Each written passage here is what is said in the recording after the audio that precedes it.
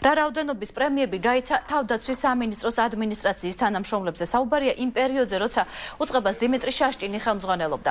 ინფორმაციის თავისუფლების განვითარების ინსტიტუტი ამასთან დაკავშირებით დეტალურ ანალიზს გამოაქვეყნებს. გამოთხოვილი დოკუმენტაციიდან ირკვევა, რომ დიმიტრი შაშტინის მინისტრობის პერიოდში უწყების ადმინისტრაციის გაერთიანებული შტაბის თანამშრომლებსა და ზოგიერთ სამხედრო მოსამსახურეზე დიდი ოდენობით პრემიები გაიცა. ხოლო დეკემბრის თვეში, როცა სამინისტროს უკვე ირაკლი ალასანია ხელმძღვანელობდა, მინისტრსა და მის მოადგილეებს პრემიები არ მიუღიათ საპრემიო თანხა, მხოლოდ სამინისტროს თანამშრომლებს ჩაერიცხათ. შეგახსენებთ, კვლევის შედეგები ცოტა ხანში გამოქვეყნდება.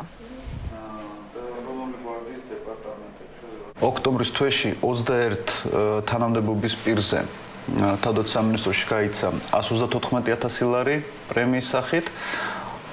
ამავე თვეში, ანუ ოქტომბერში მთლიანად ყველა სამხედრო მოსამსახურეზე, რომელიც 27,000 ადამიანს შეადგენს, მთლიანად გაიცა 266,000 ლარი. ასევე გამოვითხოვეთ უკვე დეკემბრის თვეში ახალი სამინისტროს მოსვლის შემდგომ რა სიტუაცია არის პრემიებთან დაკავშირებით. აღმოჩნდა, რომ ეს საპრემიო ფონდი ძალიან შემცირებული არის. კერძოდ მაგალითად მინისტრმა და არც ერთმა მინისტრის მოადგილემ პრემია არ მიიღო, ანუ არ გამოუწერიათ თავისთვის. ხოლო დანარჩენ მოსამსახურეებზე პრემიები რა თქმა უნდა გაიცა, თუმცა საკმაოდ შემცირებული რაოდენობით.